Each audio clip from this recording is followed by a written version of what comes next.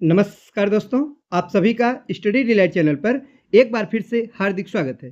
साथियों, आज की इस वीडियो में हम लोग बीपीएससी टीआरई 3.0 के लिए जीएस के प्रैक्टिस सेट को देखेंगे और आज है प्रैक्टिस सेट नंबर 31 और आज इंडियन नेशनल मूवमेंट का ये अंतिम प्रैक्टिस सेट है साथियों। यानी कि इंडियन नेशनल मूवमेंट से रिलेटेड सभी प्रश्न आज इस वीडियो में कंप्लीट हो जाएंगे। इसके बाद साथियों हम लोग साइंस के प्रश्नों का प्रैक्टिस करेंगे।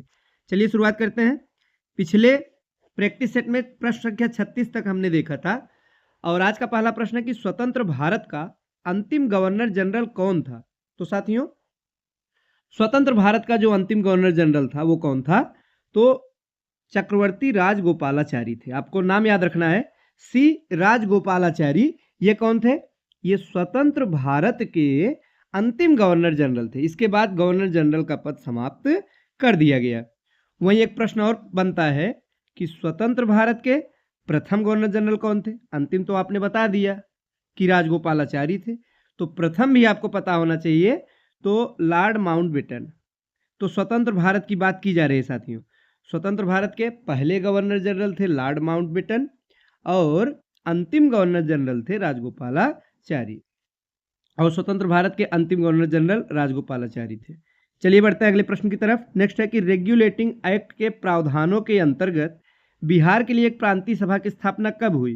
तो 1774 में। ध्यान दीजिएगा, रेगुलेटिंग एक्ट कब आता है? 1773 में। उसके एक साल बाद 74 में बिहार के लिए एक प्रांतीय सभा की स्थापना होती है। नेक्स्ट है 1878 का वर्नाक्यूलर प्रेस एक्ट किसने रद्द कर दिया? रद्द कर दिया किसने? रिपन ने। तो र से रद्द, र से रिपन, ऐसे भी याद रख सकते हैं। रद्द किया रिपन ने, तो लॉर्ड रिपन। कैसे भी आपको बस नाम याद होना चाहिए साथियों। तो वर्नाक्यूलर प्रेस एक्ट को जो रद्द किया था वो किया था लॉर्ड रिपन ने। ऑप्शन नंबर ए हमारा ठीक जवाब होगा। नेक्स्ट है कि प्राचीन स्मारक संरक्षण अधिनियम 1904 किस गवर्नर जनरल के समय में पारित हुआ था? तो लॉर्ड कर्जन। आसान सा प्रश्न है। लॉर्ड कर्जन के बारे में आप मॉडर्न हिस्ट्री में पढ़ चुके होंगे। इससे संबंधित एक महत्वपूर्ण घटना है कि इसी ने बंगाल विभाजन किया। क्या किया था? 1905 में बंगाल विभाजन किया था लॉर्ड कर्जन। तो 1904 में कर्जन का ही समय था, तो कर्जन इसका सही जवाब होगा, ऑप्शन नंबर सी। आगे है, भारत का संविधान किसके द्वारा ग्रहण किया गया था? किसके द्वारा? संविधान सभा के द्वारा। आप सभी जानते हैं कैबिनेट मिशन के आधार पर भारत में जो है देश, साथियों यहाँ पर एक संविधान सभा की स्थापना की जाती है और संविधान सभा के द्वारा ही संविधान ग्रहण किया गया था। नेक्स्ट है, बंगाल विभाजन को किसके समय उलट दिया गया था? उलट दिया गया था यानी कि बंगाल विभाजन को रद्द कर दिया गया था, तो लॉर्ड हार्डिंग के समय। ध्यान दीजिएगा, ऑप्शन नंबर बी हमारा ठीक जवाब होगा। विभाजन किया किसने था? तो 1905 में लॉर्ड कर्जन के द्वारा बंगाल का विभाजन किया जाता है। फिर 1911 आते आते, पूरा डेट है 12 दिसंबर 1911। होता क्या है, दिल्ली दरबार का आयोजन किया गया था और वायसराय कौन था उस समय? लॉर्ड कर्जन बदल चुका था, उस समय वायसराय था लॉर्ड हार्डिंग। कौन था? हार्डिंग था। तो साथियों, लॉर्ड हार्डिंग के समय में ही बंगाल विभाजन को रद्द किया गया था। दिल्ली दरबार में ही इसको रद्द किया गया। फिर क्या किया गया? एक और महत्वपूर्ण घटना थी, वो थी कलकत्ता से दिल्ली को राजधानी बनाई गई थी। ये प्रश्न भी बहुत बार पूछा गया साथियों कि कलकत्ता से दिल्ली राजधानी कब स्थानांतरण की गई या बनाई गई? तो आप बताएंगे 1911 में इसकी घोषणा होती है और 1912 में आधिकारिक रूप से बना दिया जाता है। चलिए बढ़ते हैं अगले प्रश्न की तरफ। नेक्स्ट साथियों की पिट्स इंडिया एक्ट ब्रिटिश संसद द्वारा कब पारित हुआ था? तो पिट्स इंडिया एक्ट ये जो है 1784 में पारित हुआ था। कब साथियों? 1784 ईस्वी। ऑप्शन नंबर सी हमारा ठीक जवाब होगा। साथियों, बीपीएससी टीआरई 3.0 का जो एग्जाम डेट है वो साथियों अभी भी हाल ही में नोटिस जारी किया गया है। हो सकता है डेट को बढ़ाया जाए, लेकिन आप लोग अपनी तैयारी करते रहिए। अब प्रैक्टिस से ज़्यादा प्रैक्टिस सेट को डेली सॉल्व करिए, जिससे आपकी तैयारी का भी आकलन हो सके और कुछ नए प्रश्न भी तैयार हो सके। तो इसी क्रम में आज इंडियन नेशनल मूवमेंट का लास्ट ये वीडियो है। अब हम लोग साइंस या फिर जीएस के अदर जो सब्जेक्ट है इन पर प्रैक्टिस सेट कराएंगे। तो इस प्रश्न का सही जवाब क्या होगा? ऑप्शन नंबर सी, यानी कि 1784 में पिट्स इंडिया एक्ट आया। आइए व्याख्या को भी देख लेते हैं। ब्रिटिश संसद ने कंपनी के ऊपर अपने प्रभाव को और मजबूत करने के उद्देश्य से 1784 ईस्वी में पिट्स इंडिया एक्ट पारित किया। पारित तो हुआ 1784 में, तो क्या हुआ साथियों कि कंपनी के ऊपर जो है अपना प्रभाव, मतलब ये ब्रिटिश संसद द्वारा ये कोशिश किया गया और अपना जो है पकड़ बनाए रखे, प्रभाव ज़्यादा बनाने के लिए 1784 में पिट्स इंडिया एक्ट लाया गया।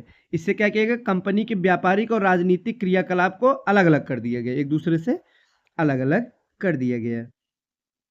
नेक्स्ट है द्वैध शासन, जिसके अंतर्गत प्रांतीय कार्यपालिका का 2 भागों में विभाजन हुआ था। प्रतिफल था किसका, तो मॉन्टेग्यू चेम्सफोर्ड सुधारों का। ऑप्शन नंबर बी हमारा ठीक जवाब होगा। ये कब आया था साथियों, 1919 ईस्वी में आया था मॉन्टेग्यू चेम्सफोर्ड सुधार। और इस अधिनियम के जन्मदाता भारत के सचिव थे उस समय मॉन्टेग्यू, और गवर्नर जनरल कौन थे, चेम्सफोर्ड। इन्हीं के नाम पड़ा।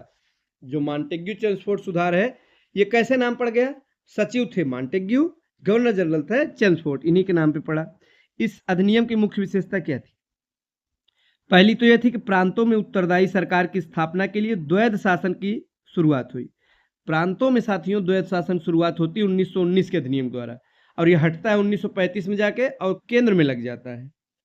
दूसरा है प्रांतीय विषयों को 2 भागों में विभाजित किया गया। कौन कौन सा, एक था आरक्षित विषय और एक था हस्तांतरित विषय।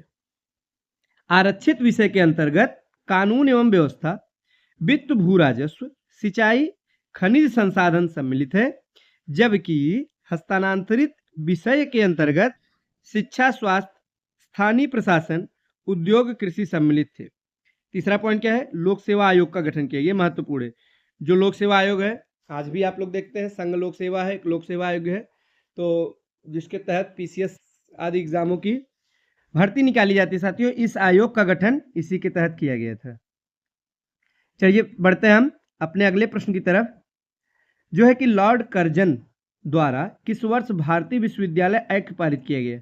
तो लॉर्ड कर्जन जो कि बंगाल विभाजन से जिसको जोड़कर देखा जाता है, इसी के समय में भारतीय विश्वविद्यालय एक्ट भी पारित हुआ। वो कब हुआ, तो बंगाल विभाजन के ठीक 1 साल पहले 1904 में। ऑप्शन नंबर सी हमारा ठीक जवाब होगा। साथियों जो डेट इतिहास में आपको याद करना होता है, इसको आप एक दूसरे से कोरिलेट करके याद रखिए, तो आप जल्दी भूलेंगे नहीं। कोरिलेट यानी कि जैसे कि 1905 की घटना आप सभी जानते होंगे कि 1905 में क्या हुआ था, 1905 में हुआ बंगाल विभाजन, तो ठीक इसके 1 साल पहले हो जाता है विश्वविद्यालय एक्ट पारित हुआ। कैसे हुआ, 1 साल पहले हुआ, तो पहले विश्वविद्यालय आयोग और उसके जस्ट 1 साल बाद 1905 में क्या होता है, तो बंगाल विभाजन की घोषणा की जाती है। और किसके अध्यक्षता में, तो थॉमस रेले, नाम याद रखिएगा, थॉमस रेले की अध्यक्षता में विश्वविद्यालय आयोग का गठन किया गया था। नेक्स्ट है महारानी विक्टोरिया को भारत की साम्राज्ञी यानी कि रानी कह सकते हैं नियुक्त किया गया। कब किया गया, 1877 में। महारानी विक्टोरिया को भारत की साम्राज्ञी 1877 ईस्वी में घोषित किया गया था। साथियों 1877 में लॉर्ड लिटन ने दिल्ली दरबार का आयोजन किया था। तो दिल्ली दरबार 1911 से पहले भी आयोजित किया गया है, तो लॉर्ड लिटन के समय में आयोजित किया गया। कब, 1877 में, जिसमें महारानी विक्टोरिया को कैसरे हिंद की उपाधि मिली। कौन सी उपाधि, कैसरे हिंद की उपाधि मिली। साथ ही साथ भारत की साम्राज्ञी घोषित किया गया। और 1858 में ब्रिटिश संसद ने एक अधिनियम पारित करके भारत में कंपनी का शासन समाप्त कर समस्त कार्यभार ब्रिटिश सम्राट को सौंप दिया था। इसी के तहत साथियों क्या होता है कि भारत के गवर्नर जनरल का पद समाप्त करके एक नया पद बनता है वायसराय, जिसका अर्थ ही होता है सम्राट का प्रतिनिधि या राजा का प्रतिनिधि। और एक महत्वपूर्ण पॉइंट है वो ये है कि महारानी विक्टोरिया द्वारा एक घोषणा की गई, जिसे लॉर्ड कैनिंग द्वारा 1 नवंबर 1858 ईस्वी में इलाहाबाद पढ़ा गया। ये प्रश्न बनता है कि जो 1858 की घोषणा थी वो कहाँ पे पढ़ा गया था, लॉर्ड कैनिंग द्वारा कहाँ पे पढ़ा गया था, तो इलाहाबाद, जिसे आज हम लोग प्रयागराज के नाम से जानते हैं, यहीं पर पढ़ा गया था। तो साथियों यहाँ पर जो इंडियन नेशनल मूवमेंट के सभी प्रश्न थे आज समाप्त होते हैं। तो हमने लगभग कुल 31 प्रैक्टिस सेट के अंतर्गत कुल कितने प्रैक्टिस सेट हो गए अब तक, 31 पूरा इंडियन नेशनल मूवमेंट कंप्लीट करा दिया गया। वीडियो बहुत लंबा भी नहीं है, 10 मिनट 12 मिनट ऐसे वीडियो है। आप सभी वीडियो को जाके देख सकते हैं, ज़रूर देखिएगा परीक्षा से पहले, जिससे पूरा का पूरा आपका रिवीजन हो जाए। और अब हम लोग कल से जो प्रैक्टिस सेट बीपीएससी टीआरई 3.0 के लिए लाएंगे वो जीएस के अदर सब्जेक्ट का होगा। साथियों, वीडियो अच्छा लगा हो तो लाइक करिएगा। मिलते हैं अगले वीडियो में। धन्यवाद।